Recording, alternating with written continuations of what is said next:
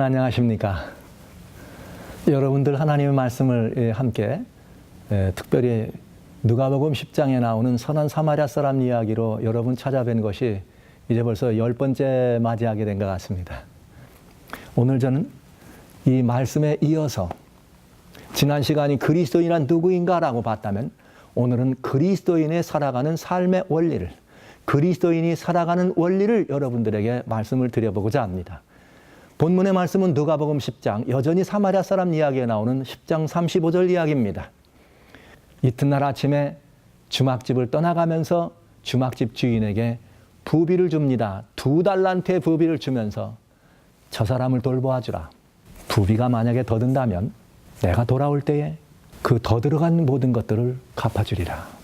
말 그대로 성경에 말한 부비란 여관집 주인이 여관비를 받는 거죠.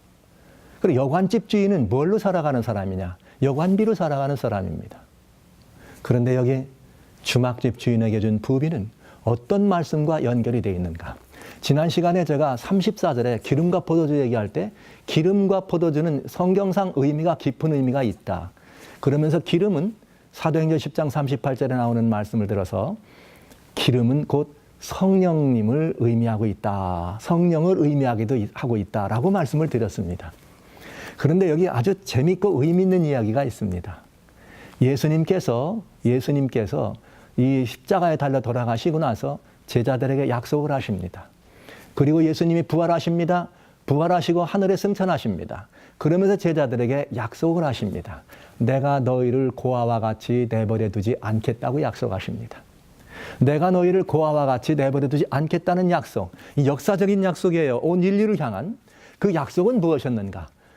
요한복음 14장 16절에 내가 돌아가면 아버지께 구해서 또 다른 보혜사를 너에게 보내주시겠다 그랬어요.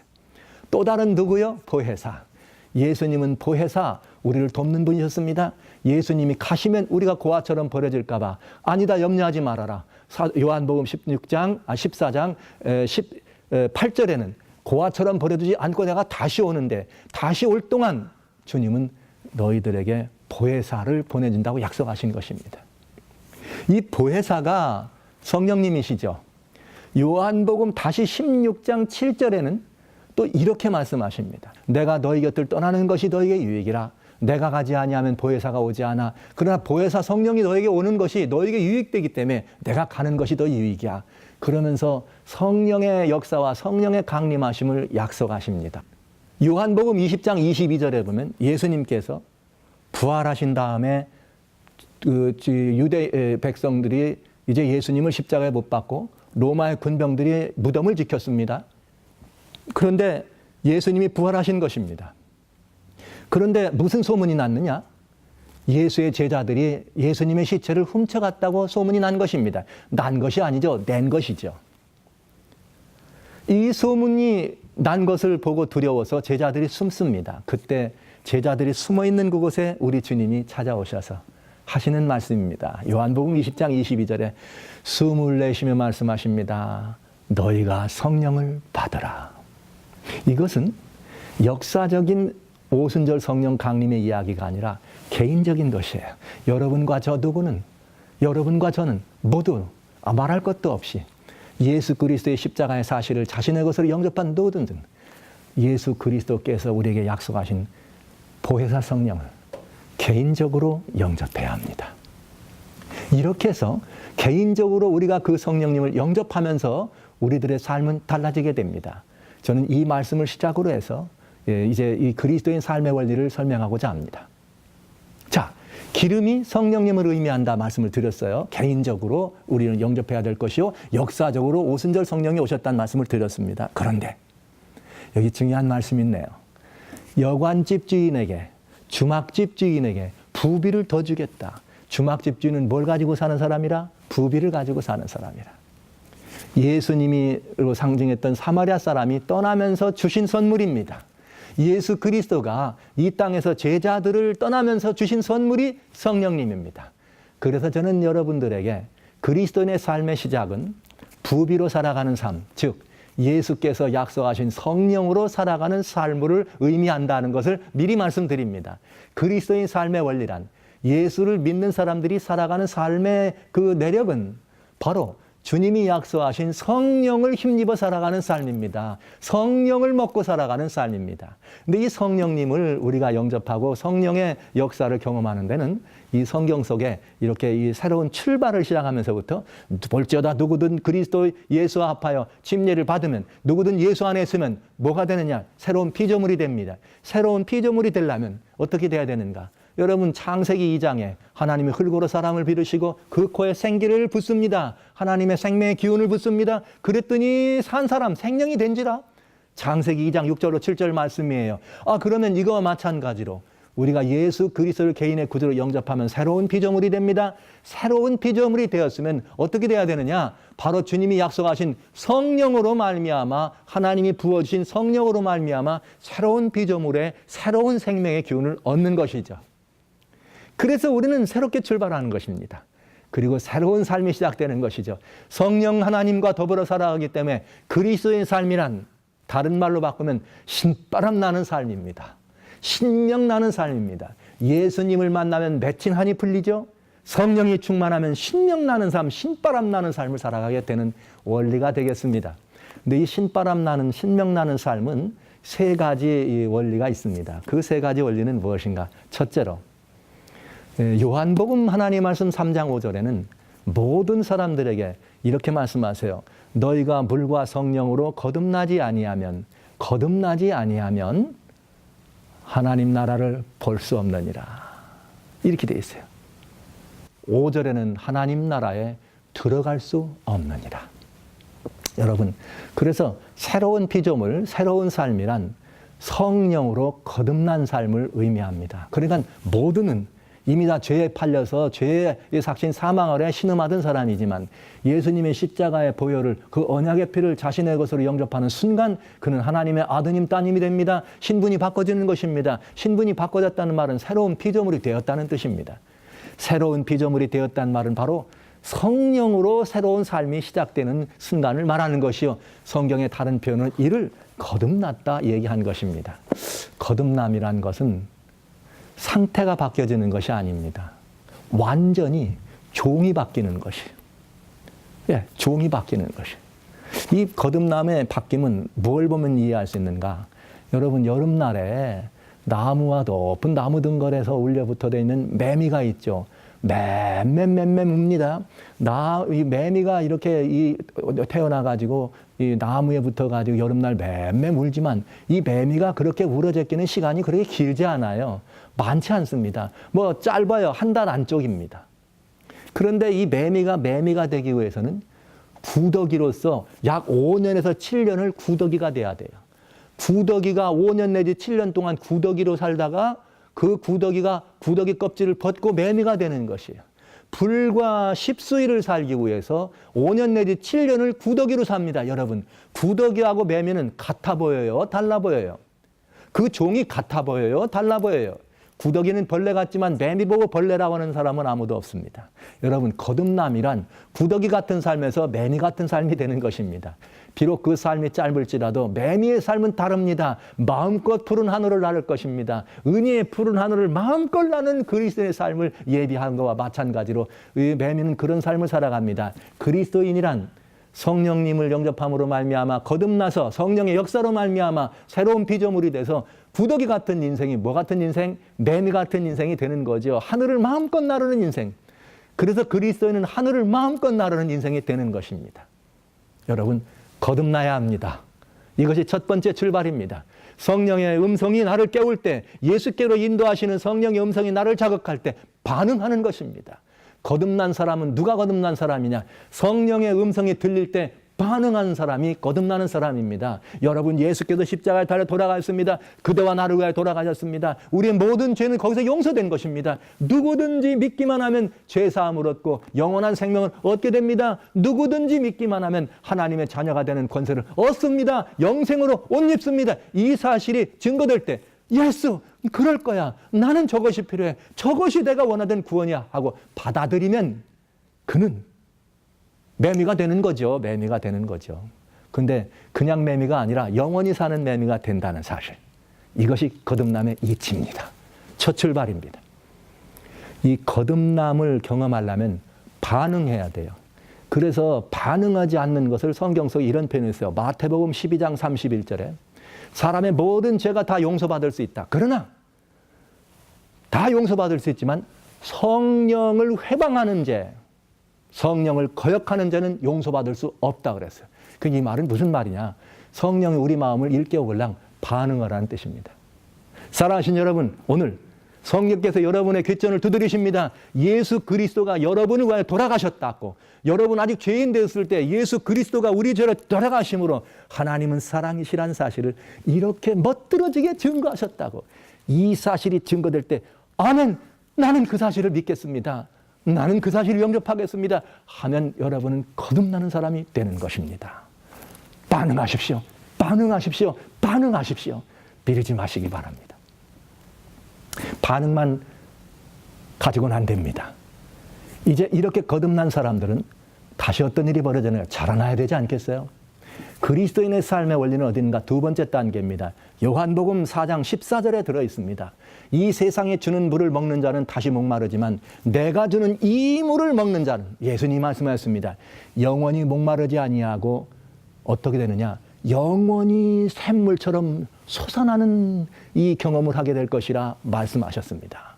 다시는 목마르지 아니하고 샘물이 영원히 솟아나는 샘물이 될 것이라고. 여러분, 이것이 그리스도인의 삶입니다. 이 샘물이 뭡니까? 기쁨의 샘입니다. 행복의 샘입니다. 멋진 자유의 샘입니다.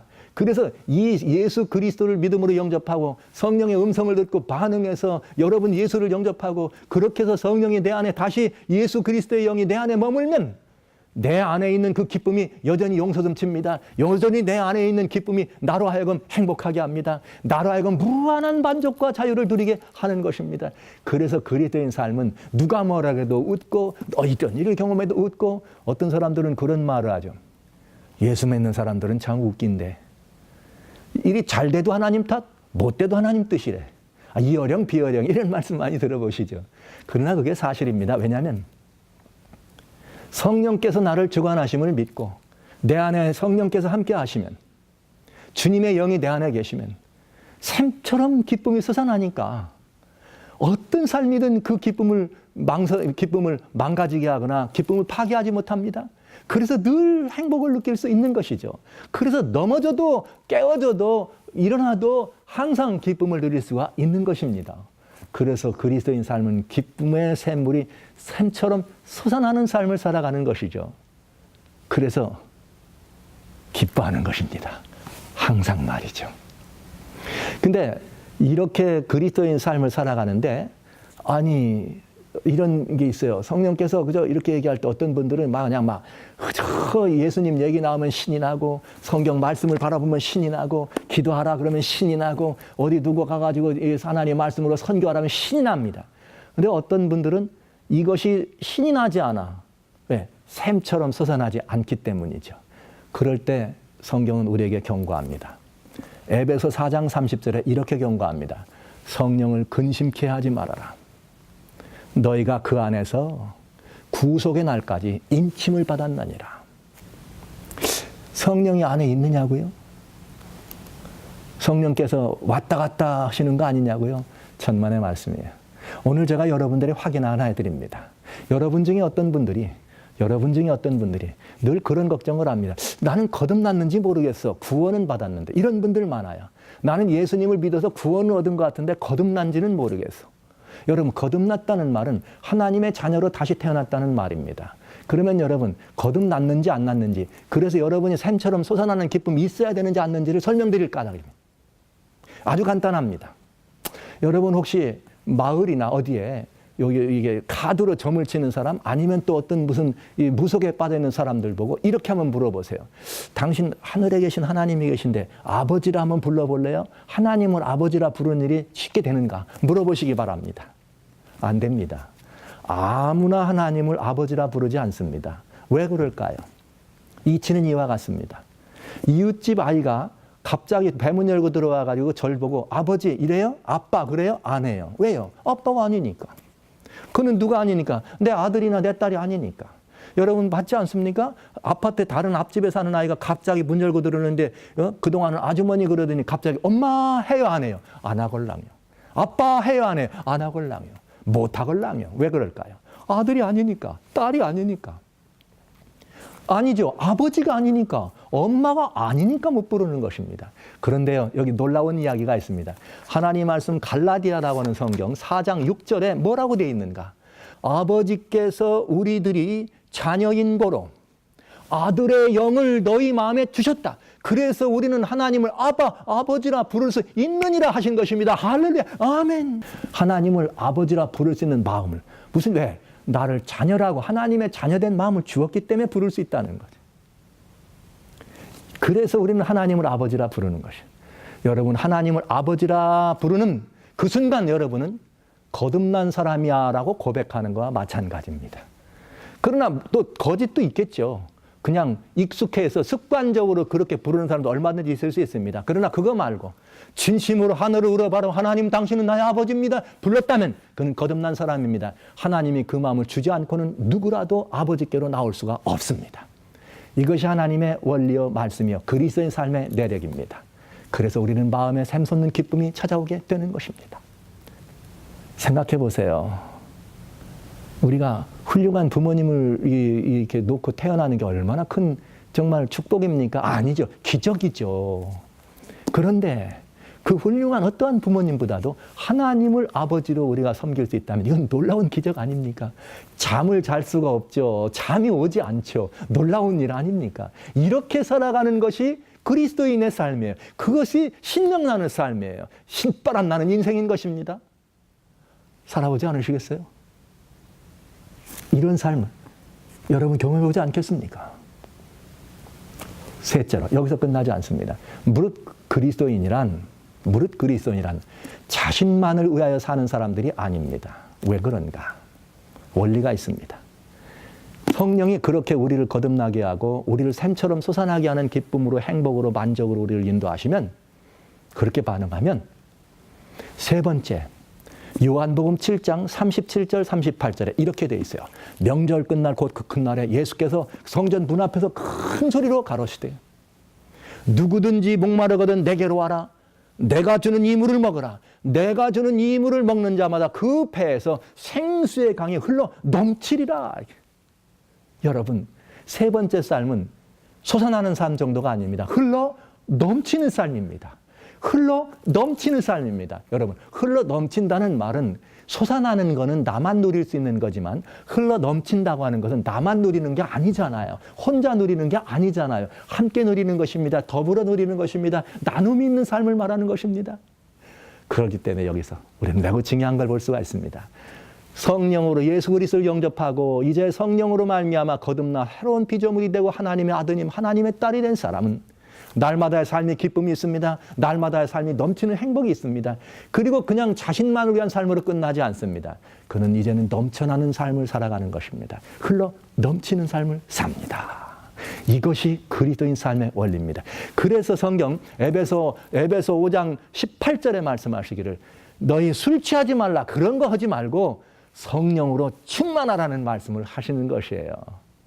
우리가 날마다의 삶이 그리스도인 삶이란, 신바람 나는 삶이란, 신명 나는 인생이란, 우리의 삶이 성령으로 충만해서 이 생명의 원동력이, 이 생명의 기운이 기쁨이 되어 만족이 되어 자유함이 되어 명쾌한 평안이 되어서 흘러 넘쳐서 나 접속되는 누구라도 그를 행복으로 인도하는 그런 삶을 살아가는 것이 바로 그리스도인 삶입니다. 멋지지 않습니까? 오래전에 1900 벌써 아주 오래전입니다. 98년경에 저 필리핀에 있는 한 섬에 저희들이 선교 활동을 나갔습니다. 근데 거기에 이제 저희가 그때 한 1년에 한 외방 선교지를 개척하고 그 개척 선교지에 저희 교회를 이렇게 세우는, 이것이 교회가 늘 세워가던 비전이었기 때문에 예외 없이 그해도 필리핀으로 가는데 라구나라고 하는 한 그 섬 속에 있는 달림이라는 한 이 작은 마을에 들어갔습니다. 근데 저희가 첫 번째 해 갔는데 그 마을에 톤이라고 하는 이 건달이 있었어요. 이 건달이 마약을 합니다. 그리고 이 똘마니들을 여러 데리고 다녀. 근데 여러분, 한국에서 이 젊은 청년들 중에 특히 여청년 얼마나 예뻐요. 이 예쁜 청년들이 가니까 요 친구들이 말이죠. 계속 따라다니면서 방해를 하는 거죠. 그러면서 어떤 때는 저한테 찾아와요. 목사님, 뭘 허락해달라고. 그랬더니 우리는 티네이저입니다. 나 저 애들하고 사귀고 싶어요. 특별히 조회. 이쁜 애들 다 골라가려고 그러니. 그 제가 그걸 잘 달래가면서 그곳 사람들과 같이 한 선교지 삶을 살고 활동을 하고 돌아올 때 참 해먹었어요. 그때는 막 저녁에, 마지막 날 저녁에는 돌을 던지고 양철 지붕 위에 돌이 떨어져가지고 잠을 잘 수, 모두가 두려워. 막 그래서 선교지를 빠져나올 때는 이 예쁜 아이들 때문에 말이에요. 이 아이들을 보호하기 위해서 그 건달들이 말이죠. 불량한 아이들이 떼거리로 몰려오니까 싸울 수도 다툴 수도 없으니까 조용히 피하기 위해서 새벽에, 모두가 잠드는 새벽에 조용히 몰래 빠져나와가지고 배를 타고 통통거리면 빠져나오는 경험이 있었어요. 한 번 가면 안 되죠. 계속해서 가야 되니까. 그 이듬해 갑니다. 그랬더니 젊은 청년들이 가고 싶을까요? 안 가고 싶을까요? 토니! 그러면 아주 애들이 그냥 말 그대로 쉽게 말하면 아주 오금이 저려요. 고생 많이 했다고, 토니 때문에. 그래도 여러분, 하나님이 주신 선교지입니다. 그 어떤 장벽이 있다 할지라도 골리앗이 있다 그래도 괜찮소. 가십시다. 이제 아이들을 또 달래서 아이들이 오케이! 믿음으로, 기도로 무장된 기도원의 용사들이 다시 출발해 이듬해 다시 갑니다. 이번에는 제가 가가지고 제일 먼저 그 마을에 들어가면서 이제 저희 선교사는 이미 파송돼 있었습니다. 거기서 남아가지고 활동을 하는데 저희가 이제 간 다음에 토니를 맨 먼저 불렀어요. 야, 토니야, 이리 오너라. 토니를 부른 다음에 네 일당들 다 데리고 와라. 그랬더니 그 또래들 하가지고 하면 10여 명이 다 같이 왔어요. 이 토니에게 제가 숙제를 줬습니다. 너 작년에 왔을 때는 이랬는데 많이 불편했다. 많이 힘들었다. 근데 금년부터는 내가 너한테 좀 일을 줄 테니까 너 그러지 말고 나를 좀 도와야 되겠다. 갑자기 그 마을에 건달 중에 으뜸가는 토니가 갑자기 이 목사님이 오셔가지고 자기 보고 좀 일하고 넌 나의 앞에 와서 오늘부터 내 통역관이 되라니까 기분이 우쭐해진 모양입니다. 넌 내 통역관이야. 아침부터 일찍 와야 돼. 그리고 저녁 늦게까지 같이 있어야 돼. 그래, 집회를 할 때도 목사님이 통역하다가도 제가 일부는 토니 통역을 시키는 것입니다. 너는 통역관이야. 그래서 또 이 아이와 같이 여러 날을 같이 이제 다니고 사람들을 신방합니다. 사람들을 돕습니다. 다니면 토니가 가니까 똘마니들이 두루두루 따라와요. 이 아이들이 10여 명이 늘 줄줄이 따라와. 그런데 이제 여러 시간이 지나고 집회가 좀 마쳐지는 마지막 날이었습니다. 이제 내일 떠나기 위해서 이제 준비하고 마지막 날 전에는 모든 사람들을 함께 주님께 영접하는 침례, 대대적인 침례식을 준비합니다. 그래가지고 마을 사람들이 다 침례를 결심하고 하나님께 돌아옵니다. 예수님을 영접하고 돌아오는 것입니다. 역사의 저녁이었습니다. 그리고 다 이분들이 결심을 합니다. 내일은 우리 모두가 다 라구나 호수에서 침례를 받겠습니다. 호수에서 침례를 받는 것입니다. 요단강에서 예수님 침례 받으신 것처럼 우리는 호수물에 들어가서 받자구나. 모두가 다 할렐루야 아멘 다 나옵니다. 그런데 갑자기 이 뒤에 있던 톤이란 녀석이 갑자기 빠스토로 그리고 앞으로 나와요. 그러더니 왜 다른 사람들에게는 침례를 받으라고 하면서 자기한테는 침례를 받으라고 않느냐요. 제가 일부러 마음이 변화되는 건 끌어다니면서 사실은 제가 사람들을 가르쳤지만 누구를 가르쳤겠어요. 토니 들으라고 한 거지. 왜 통역을 시킵니까? 너 때문에 시킨다. 이 토니가 하나님 말씀을 공부하면서 마음속에 들려오는 성령의 음성을 들은 것입니다. 나도 예수님을 영접할 거야. 그런 예수님이라면 나도 믿을 거야. 이미 이 아이는 일주일 열흘 만에 이 아이의 마음 가운데는 예수님을 영접한 것이에요. 주님의 거듭남을 경험한 것입니다. 그리고 지나는 삶이 너무너무 신나는 것입니다. 아이들 뭘 까불 수가 없어요. 막 그냥 아침부터 와가지고 목사님 파스토로.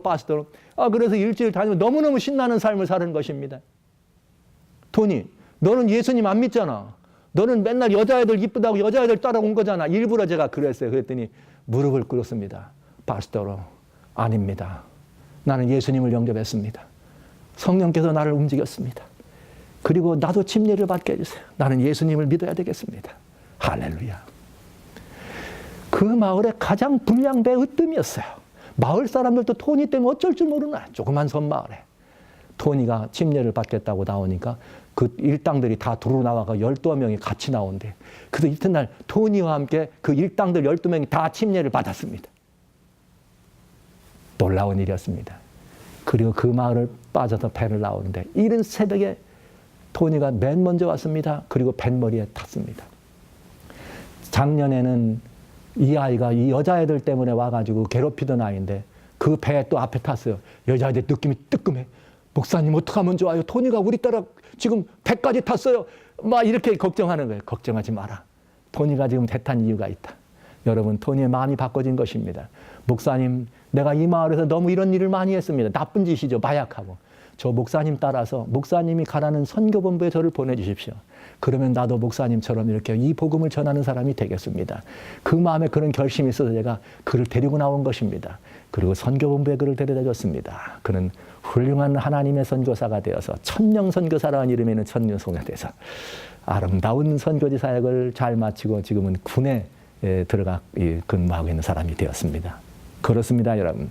그리스도인 삶이란 성령으로 거듭나서 내 안에 충만한 성령으로 말미암아 기쁨이 샘솟쳐 솟다가 이것이 흘러넘치기 시작하면 이 아름다운 생명을, 복된 말씀을, 이 놀라운 기별을 함께 증가하며 흘러넘치는, 그래서 다른 사람들을 생명의 길로 인도하는 역사의 주인공이 되는 것입니다. 할렐루야. 여러분, 오늘 저는 여러분들에게 주님의 기름으로 가득 찬 성령의 사람으로 충만한, 성령의 사람이 되어 기름으로 성령으로 충만한 그런 그리스도인 삶으로 여러분을 초청하기를 소원합니다. 여러분 함께 이 놀라운 삶의 변화를 경험해보지 않으시겠습니까? 영접하시는 순간 여러분은 그 변화된 삶의 주인공이 되겠습니다. 할렐루야. 감사합니다.